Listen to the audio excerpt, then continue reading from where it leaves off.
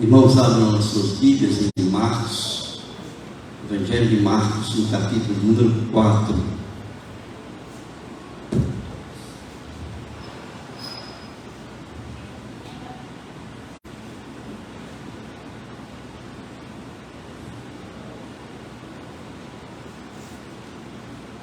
Evangelho de número 4, a partir do versículo número 26, nós vamos ler a parábola da semente, que vai até o versículo de número 29.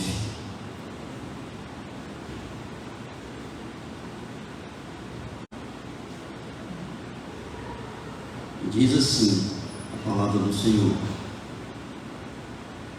e dizia, o reino de Deus é assim, como se um homem lançasse semente à terra, e dormisse, e se levantasse de noite ou de dia, e a semente brotasse, crescesse, não sabendo ele como, porque a terra por si mesma frutifica, primeiro a erva, depois a espiga, por último o grão cheio na espiga. E quando já o fruto se mostra, mete-se-lhe logo a foice, porque está chegada a ceifa. Amém? Muito bem, queridos. O assunto dessa parábola é sobre o reino de Deus. Muitos de nós temos ainda grandes dúvidas com relação ao reino de Deus, porque na maioria entende-se que o reino de Deus é algo que está muito distante de nós, é algo inatingível, é algo que está apenas na nossa imaginação, no nosso imaginário. Por quê? Porque imaginamos sempre o reino de Deus algo que está lá nos céus, distante, muito longe de nós. E Jesus, então, quando do seu ministério, logo no início do seu ministério, ele já vinha pregando e falando sobre o reino de Deus. O reino de Deus foi um dos pontos principais da mensagem de Jesus Cristo.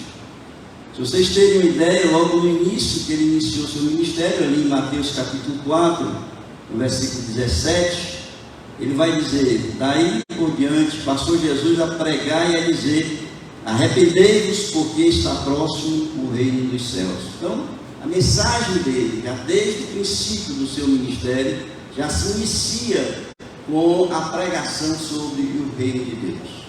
E é por isso, nessa questão de muitas vezes nós não entendermos bem, não sabermos muito bem o que é o reino de Deus, que nós pensamos nesta noite trazer uma reflexão sobre isso, para que nós tenhamos aí uma consciência maior, um conhecimento maior do reino de Deus.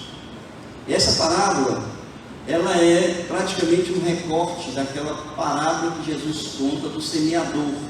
Se vocês voltarem um pouco aí no texto de Marcos, ainda no capítulo 4, o capítulo 4 do Evangelho de Marcos, ele inicia com uma parábola chamada parábola do semeador.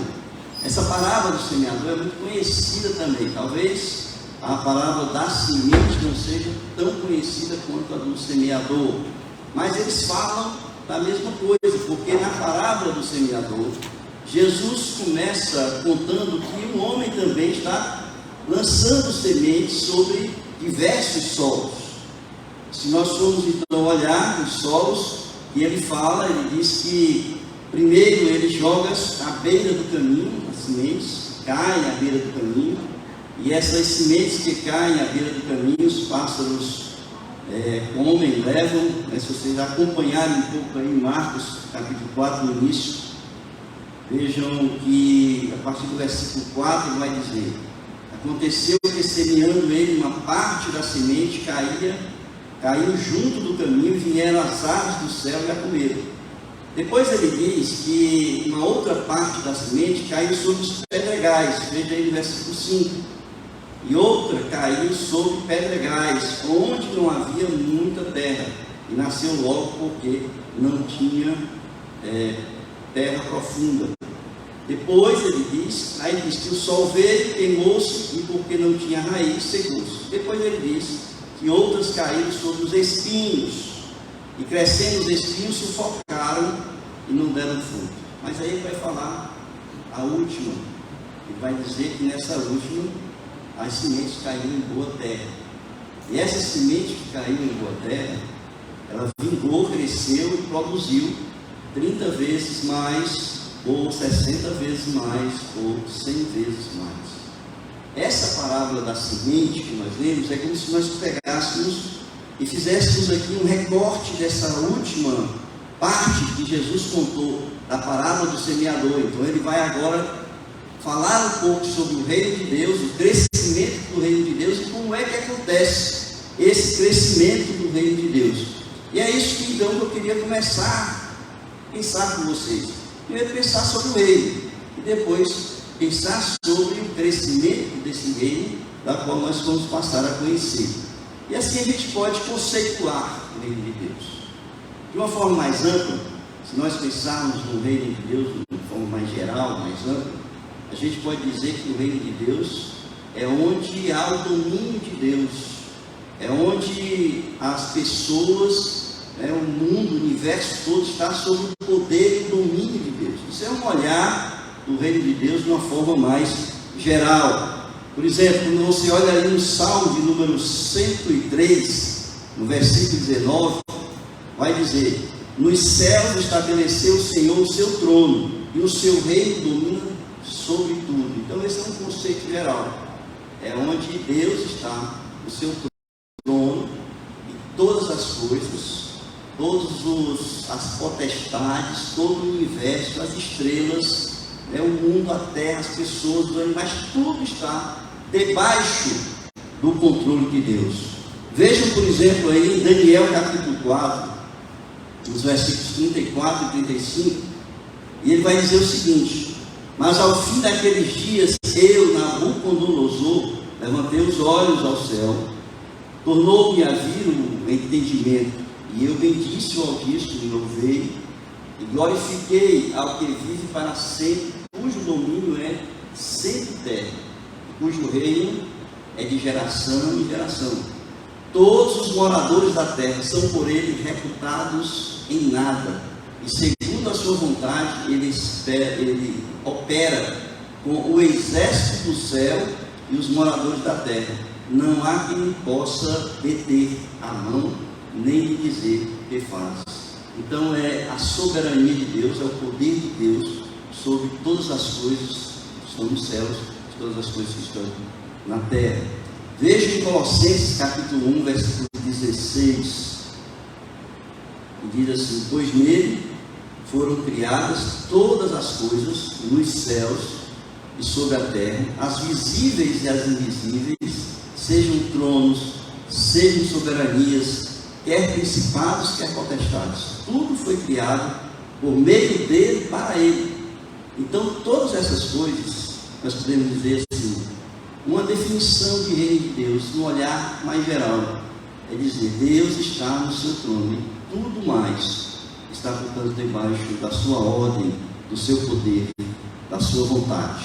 Agora, a gente pode pensar numa definição do reino de Deus de uma forma mais restrita, porque o reino de Deus, se nós pensarmos só dessa forma geral, nós caímos no mesmo erro que todas as pessoas pensam, que Deus está no trono lá em cima, e esse reino, portanto, é um reino que nós esperamos um dia chegar lá, mas que nós não conseguimos enxergar, é um reino invisível, e nós não conseguimos imaginar como é que seria esse reino.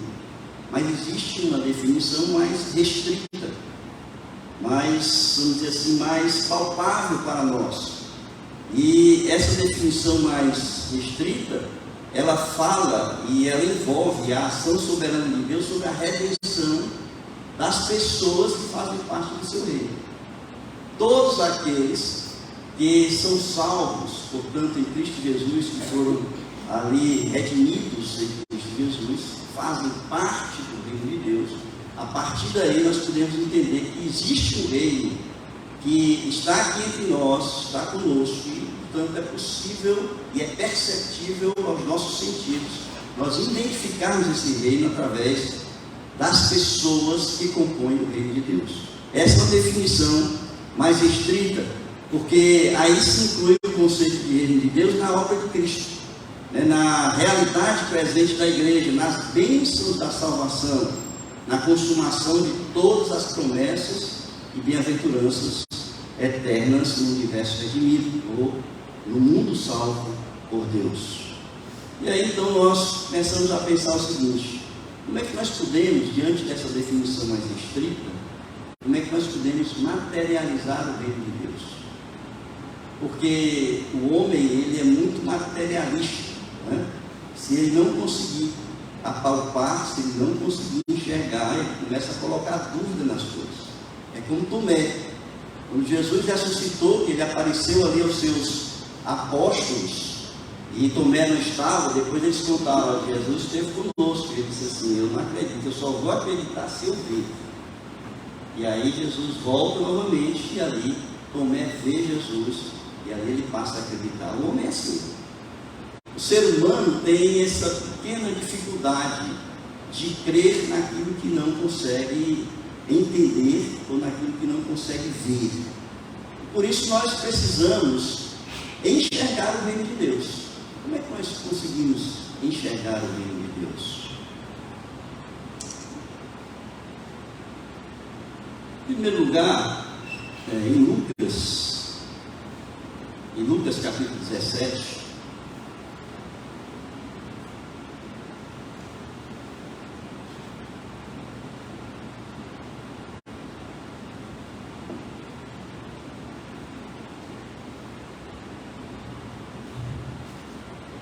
em Lucas capítulo 17, versículos 20 e 21, o evangelista coloca aqui que Jesus fala que o reino de Deus é perceptível àqueles que são cidadãos do reino. Ou seja, aqueles que não são cidadãos do reino não conseguem perceber o reino, mas os que são, conseguem. E veja o que está escrito aí: sendo Jesus interrogado pelos fariseus sobre quando viria o reino de Deus, ele respondeu-lhes: o reino de Deus não vem com aparência exterior. Ou seja, você não consegue enxergar o reino de Deus como se fosse um reino onde tem ali as muralhas, os portões, né, tudo ali que é construído pelos homens. Não é como o reino humano. Mas ele diz assim: ei-lo aqui, nem dirão ei-lo aqui ou ei-lo ali. Por quê? Porque o reino de Deus está dentro de nós. Ou seja, o reino de Deus está entre nós, porque ele está aqui, mas ele está dentro de nós. Como é que o reino de Deus está dentro de nós? Como é que nós podemos entender isso? Porque o apóstolo Paulo diz o seguinte: que nós somos templo do Espírito Santo.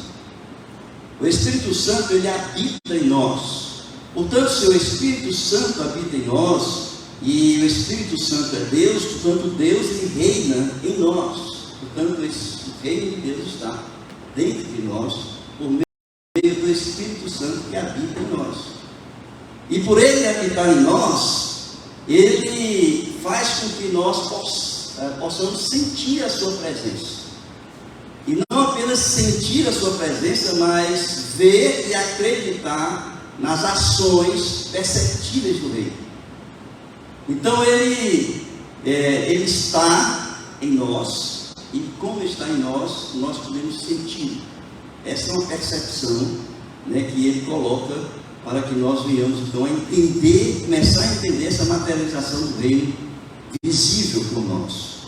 Em segundo lugar, vejam aí um texto que está em Lucas capítulo 7, versículos 19 a 23.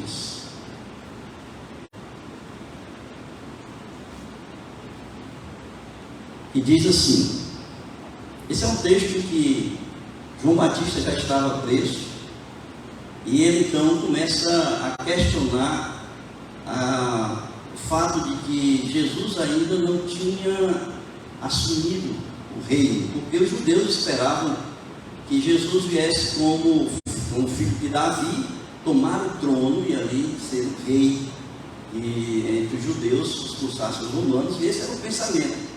E João Batista não fugia muito à regra, porque João Batista é judeu. E ele então pensava: mas Jesus ainda não se manifestou como rei, né? Ele então manda o quê? e manda os seus discípulos perguntar para Jesus: és tu aquele que nós esperávamos? Olha o texto. Enviou-os ao Senhor para perguntar: és tu aquele que estava para vir? Ou havemos de esperar outro? Quando os homens chegaram junto dele, disseram: João Batista enviou-nos para te perguntar: és tu aquele que estava para vir, ou esperaremos outro?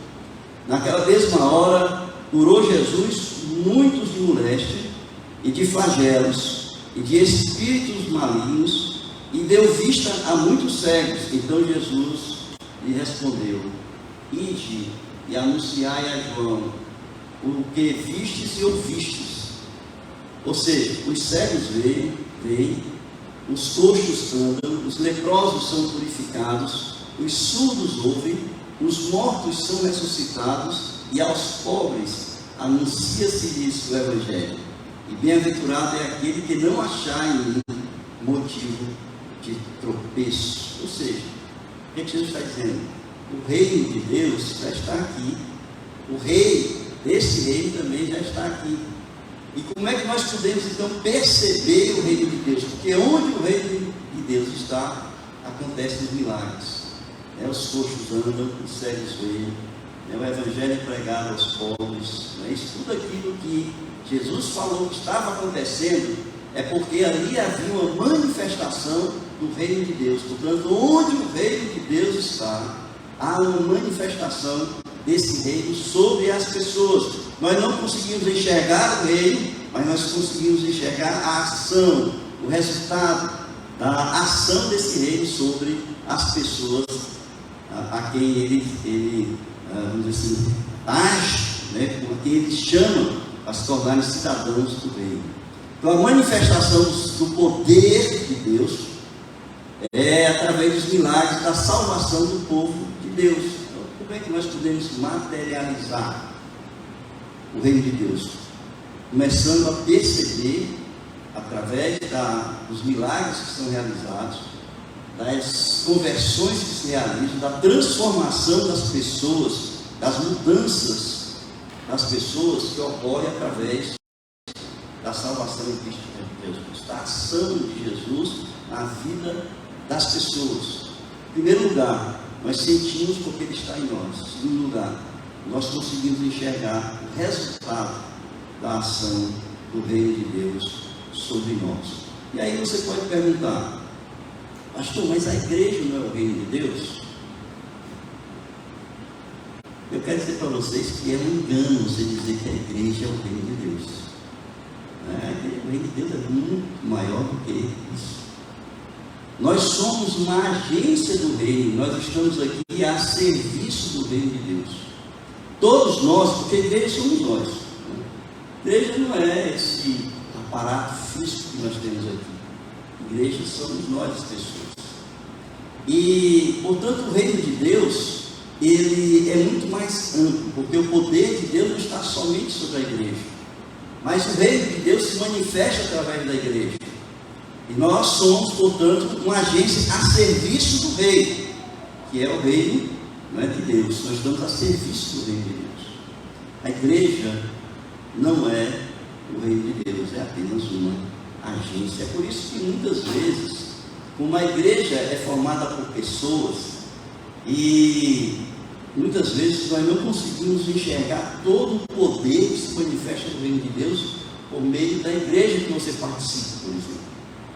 Porque o reino de Deus, ele se manifesta onde o Espírito Santo age com todo o poder e liberdade de agir.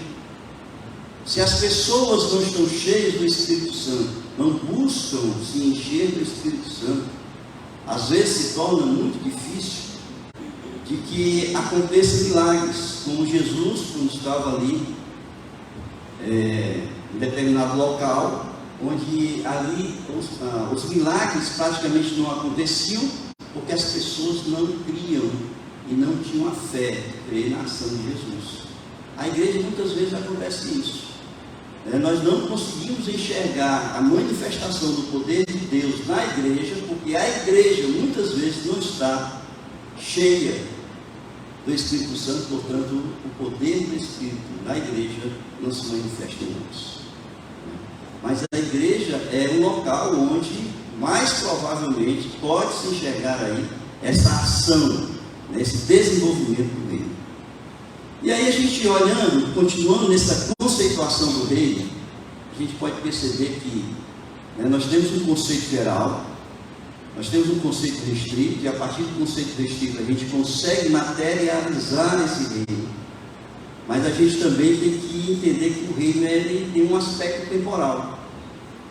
Porque se ele está aqui, mas existe um termo em teologia que se diz que é já, mas não agora. Ou seja, o reino de Deus já está aqui, porque o reino de Deus foi inaugurado com a presença de Jesus Cristo. Jesus veio para inaugurar o reino de Deus aqui entre nós, mas também existe um reino que ainda vai acontecer. Portanto, ele já está, mas ele ainda vai acontecer. Então veja, a Bíblia nos ensina que existe o reino presente, que é esse, que nós estamos vendo, participando dele, mas existe o reino futuro. Tá? Então, o que é o reino presente? O reino presente é a sua presença e manifestação através da sua agência, que é a igreja, como eu falei aqui. Envolve as bênçãos da salvação para aqueles que reconhecem o senhorio de Cristo. Então, os cidadãos do reino são aqueles que foram arrancados do reino das trevas para o reino de Cristo. Está lá em Colossenses capítulo 1, versículos 3. Diz assim, que Jesus ele nos tirou do império das trevas para o reino do seu Filho Jesus. Ou seja, nós estávamos no domínio do inimigo, porque não fazíamos parte do reino, então ele nos tira desse império, sob o domínio do inimigo, e nos coloca agora debaixo do senhorio da pessoa de Jesus Cristo. Paulo vai falar aos Gálatas que nós somos desarraigados do mundo e somos plantados agora no reino de Deus. Desarraigados porque nós somos tirados com raiz e tudo, nós não temos mais nada a aprender ou a se alimentar do mundo, mas agora espiritualmente do reino de Deus. Então acontece que esse reino presente é aquele, portanto, que Jesus ele nos tira do domínio do império das trevas, e Paulo vai dizer que esse mundo nós éramos mortos em nossos delitos e pecados, e agora recebemos vida em Cristo Jesus. Então ele nos tira desse domínio, e agora nós fazemos parte, somos cidadãos do reino de Deus. Então esse é o reino presente, esse que nós fazemos parte aqui, esse que aqui nós estamos, E o outro é o reino futuro. Qual é o reino futuro?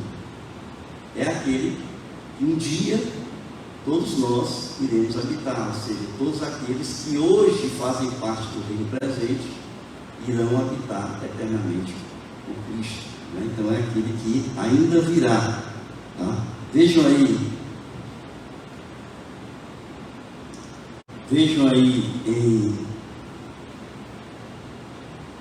em Atos capítulo 1, quando os seus apóstolos começam a questionar: quando é que vai vir o reino? Quando é que virá o reino? Jesus está ascendendo, está dando ali as últimas instruções, e ali então ele diz o seguinte: não vos compete conhecer tempos ou épocas que o Pai reservou pela sua exclusiva autoridade. Ditas essas palavras, foi Jesus elevado às alturas à vista deles, e uma nuvem o encobriu dos seus olhos.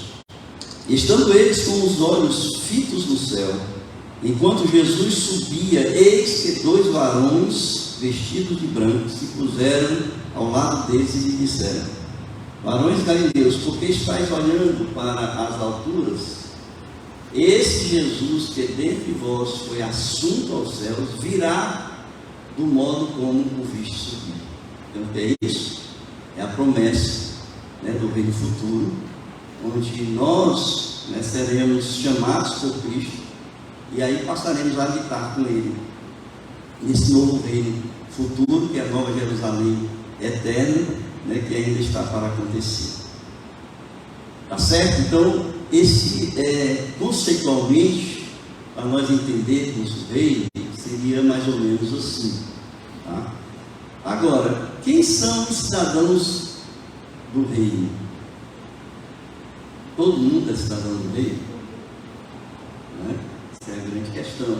E muitas pessoas entendem que são filhos de Deus. Todos são filhos de Deus. Né? E se eles entendem que todos são filhos de Deus, eles entendem, portanto, que eles fazem parte também desse reino presente, da qual eu acabei de falar. Mas não é bem assim que as coisas acontecem, né? Porque para ser cidadão do reino, é preciso que você faça parte desse reino. E só há uma forma de você ser parte desse reino. Como é? Através de Jesus Cristo. Não existe outro caminho para ser cidadão do reino. Quando nós somos alcançados por Cristo, quando nós entregamos a nossa vida com Jesus Cristo como Senhor e Salvador da nossa vida, nós então passamos a ser cidadão do reino. Sem que isso aconteça, nós não somos cidadão do reino. Vejam aqui, deixa eu ver se eu tenho algum texto para falar nisso.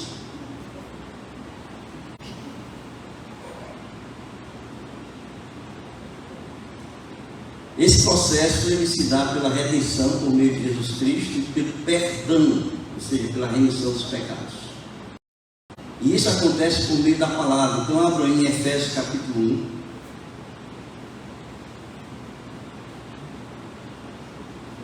1. Efésios capítulo 1, versículo 13.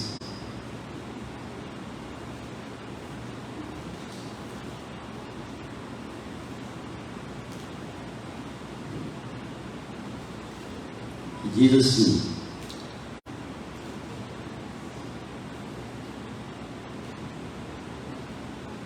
com o fim de sermos para o louvor da sua glória, nós os que primeiro esperamos em Cristo, em quem também vós estáis, depois que ouvistes a palavra da verdade, o evangelho da vossa salvação, e tendo nele também crido, fostes selados com o Espírito Santo da promessa, o qual é o penhor da nossa herança, para a redenção da possessão adquirida para louvor da sua glória. Ou seja, o que ele está querendo dizer é que nós somos salvos pela fé. Essa fé, ela vem pela palavra, porque a fé vem pelo ouvir da palavra, e é através da palavra que nós somos guiados a Cristo. E quando nós entendemos a verdade, porque a palavra é a verdade nos liberta desse império das trevas, e passamos então a pertencer agora ao reino de Cristo. Então Jesus disse assim: então você conhecereis a verdade, e a verdade o quê? Vos libertará. E o que é a verdade? É a palavra, né? A palavra é a verdade. Quando nós conhecemos a palavra, nós confrontamos com os nossos conceitos ou preconceitos, e nós entendemos que nós estamos sob outro domínio e num caminho errado, distante de Deus. Nós abrimos o nosso coração e reconhecemos Jesus como Senhor. No momento em que nós reconhecemos Jesus como Senhor, nós estamos então reconhecendo Ele como Rei, Filho de Deus, né? E aí nós passamos a fazer parte desse reino, que é o reino de Deus, onde Jesus é o Rei. Então eu queria que vocês tivessem isso bem claro na mente de vocês, antes de entrar diretamente nessa questão da parábola que eu li. Era preciso que a gente conhecesse o reino e quem faz parte desse reino. E aí, voltando agora para Marcos capítulo 4. Em Marcos capítulo 4, a partir do versículo 26 a 29, ele fala como é que esse reino se desenvolve, como é que ele cresce. Bom, o reino de Deus é tudo isso que eu falei. Nós somos parte desse reino, porque um dia nós fizemos uma decisão ao lado de Jesus, mas agora esse reino, ele vem desde Jesus Cristo. Aliás, desde o Antigo Testamento, da fundação do mundo, já se fala no reino de Deus. Mas como ele foi instalado entre nós com Cristo, desde Cristo esse reino vem crescendo. E nós estamos aqui por causa disso. Como é que cresce? Jesus agora vai ensinar para a gente como é que esse reino cresce. E a primeira coisa então que ele diz é que cresce através do plantio dessa semente. Ele fala aqui, vamos acompanhar versículo por versículo. O reino de Deus é assim como se um homem lançasse a semente à terra. Jesus já havia explicado na parábola do semeador o que é a semente. E ele explicou também o que é a terra, a boa terra. A semente é a palavra de Deus, e a boa terra é o coração do homem. Portanto, o reino de Deus é como se um homem saísse para pregar o Evangelho, para ensinar o Evangelho, e as pessoas abrissem ali e esse Evangelho encontrasse um coração onde ele pudesse fazer morada. E isso quer dizer o seguinte, que o reino de Deus, ele só cresce, irmãos, se a igreja, que é a agência do reino, que está a serviço do reino, sair para semear, ou seja, para plantar, para pregar o Evangelho. Se a igreja, ela vive aqui dentro dessas quatro paredes, e ela não sai para pregar e ensinar o Evangelho, você pode ter certeza que não cresce. Absoluta certeza que não cresce. Por quê? Jesus disse o seguinte, o primeiro passo que tem que se fazer é sair e jogar semente. A igreja está fazendo isso? Porque se a igreja não estiver fazendo isso, irmão, nós vamos passar aqui anos e anos e a igreja não vai sair daquilo que ela é. Pelo contrário, porque o pessoal da terceira idade vai morrendo, os que vêm atrás da terceira idade passam a ser terceira idade, os jovens passam a ser os adultos, e aí vai passando, as crianças vão crescendo, e aí aquela terceira idade, que não era terceira idade, morre também, e aí vai se acabando a igreja. O que a igreja tem que fazer? Semear a palavra, não é? É o primeiro passo. O reino de Deus é assim, como se um homem lançasse semente à terra. Aí ele diz assim, versículo 27, acompanhe comigo. E dormisse, e se levantasse de noite ou de dia, e a semente brotasse e crescesse, não sabendo ele como. Incrível, né, irmãos? A minha responsabilidade, enquanto cidadão do reino, é jogar semente. E algumas pessoas dizem assim, mas pastor, você plantou, né, você ensinou a palavra, você pregou a palavra, agora você tem que estar lá, né, no pé dessa pessoa lá e tal. Jesus disse que não é assim não. Porque, irmãos, a conversão da pessoa não depende da gente. A conversão da pessoa depende da ação do Espírito Santo e da palavra que foi anunciada. O Espírito Santo convence o homem do pecado, da justiça e do juízo, diz o Senhor Jesus. Tanto que nós temos que fazer a nossa responsabilidade, que nós não estamos fazendo, a nossa responsabilidade é lançar semente, é pregar a palavra. E deixar que agora, depois de lançar a palavra, pregar a palavra, anunciar a palavra, deixar que o próprio Deus traga o resultado daquilo que foi lançado. Por quê, irmãos? Como eu disse, porque a fé vem pelo ouvir e o ouvir da palavra. A palavra foi lançada, agora é a ação do Espírito Santo.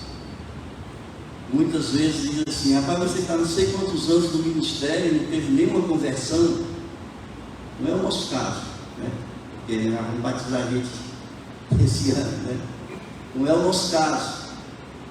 Mas muitas pessoas ficam cobrando, às vezes dos nossos missionários, muitas vezes dos nossos evangelistas, que estão no campo, não tem conversão, não tem batismo, como se a responsabilidade da conversão, ou se a ação deles, a conversão fosse diretamente da ação do nosso missionário, do nosso evangelista. E não é. A nossa responsabilidade é pregar a palavra. Agora você não pode ser isso, porque todos os dias Deus coloca pessoas na sua frente, ao seu lado, onde você estiver, Deus vai colocar pessoas que não conhecem o Evangelho e que você muitas vezes se cala e não anuncia o Evangelho para essas pessoas. Aí sim, há uma responsabilidade e o sangue dessa pessoa lhe será cobrado, porque você não anunciou. Deus colocou a pessoa diante de você e você não anunciou o Evangelho para ela. Então o que Jesus está dizendo? Qual é o primeiro passo? Qual é? Qual é, irmãos? Semear a palavra. Muito bem. Serva boa e fiel. Primeiro passo é semear a palavra. Segundo passo, esperar no Senhor, né? Nós fizemos a nossa parte. Tá certo? Aqui diz assim: lançasse a semente à terra, dormisse, se levantasse de noite ou de dia, e a semente brotasse e crescesse, não sabendo ele como. Claro, a gente lança a palavra e a gente não sabe, né? Mas quem é o responsável por isso? Deus. O apóstolo Paulo diz o seguinte: Apolo plantou, né? Paulo regou, e quem dá o crescimento? Quem é que dá o crescimento? Deus. Deus é quem dá o crescimento. Então nós plantamos, nós regamos, mas quem dá o crescimento, irmãos, é Deus. Deus é quem dá o crescimento. Então vamos começar a tomar uma atitude nesse sentido de pregar o Evangelho. Depois, esse texto que eu falei para vocês está em 1 Coríntios 3,6, né? Eu plantei, Apolo regou, mas Deus deu o crescimento. E no versículo de número 28 diz assim, continuando: porque a terra por si mesma frutifica. Por si mesma, significa uma terra boa, né? Uma terra significa um coração que está aberto para receber o Evangelho. O coração está aberto para ouvir. É porque tem muitas pessoas que trancam o coração, não querem ouvir, não querem saber, se fecham e não querem conhecer a verdade. Mas existem muitas pessoas que têm o coração aberto. Você fala, elas começam a compreender e ali conhecendo a verdade, tomam a sua decisão. E aqui diz o seguinte: porque a terra por si mesma frutifica, primeiro a erva, depois a espiga, e por último o grão cheio da espiga. Às vezes você diz assim: pastor, mas é porque você não trabalhou o coração daquela pessoa. Você precisa, né, como se prepara um solo. Veja a diferença entre preparar um solo e você plantar a palavra de Deus. Como é que você prepara um solo? Eu que sou agrônomo posso dizer, né, que nós passamos ali o trator vai preparar o solo, né, revolver o solo. Depois que você revolve o solo, você aduba, né, depois você planta a semente, você vai irrigar quando não é período de chuva, você tem a irrigação para molhar, e aí você cuida daquele terreno até que a planta nasce, você vai cuidar das ervas daninhas até crescer, frutificar e aí a colheita. Jesus está dizendo aqui o seguinte, que nós não precisamos fazer isso com as pessoas, porque a semente que cai em terra boa, ela vai se multiplicar em 30, 60 e 100. Não é isso que Jesus falou ali na parábola do semeador? A terra já está preparada por quem? Por Deus. A terra já está preparada por quem? Pelo Espírito Santo. E aí essa terra que está preparada por Deus e pelo Espírito Santo, ela vai germinar, ela vai crescer e ela vai frutificar. Versículo número 28. Porque a terra por si mesma frutifica. Primeiro a erva, depois a espiga e por último o grão cheio na espiga. E aí ele conclui da seguinte forma: e quando já o fruto se mostra, mete-se logo a foice, porque está chegada a ceifa. Foi por isso que eu falei que eu queria conceituar o reino. Existe o reino presente, que é esse, mas existe o futuro. esse último versículo ele fala do reino futuro. Tá? É quando nós vamos passar a colheita que está aí escrito, não é a colheita de agora, das conversões, porque já aconteceu, já germinou, já cresceu, já frutificou. Agora é a ceifa, é quando Jesus vai separar o joio do trigo, é quando ele vai chamar a sua igreja, e a igreja vai ao encontro de Jesus nas nuvens, e ali nós passamos a morar eternamente com Cristo. É esse momento aqui que é o reino futuro, nós vamos fazer parte desse reino futuro. Amém, queridos?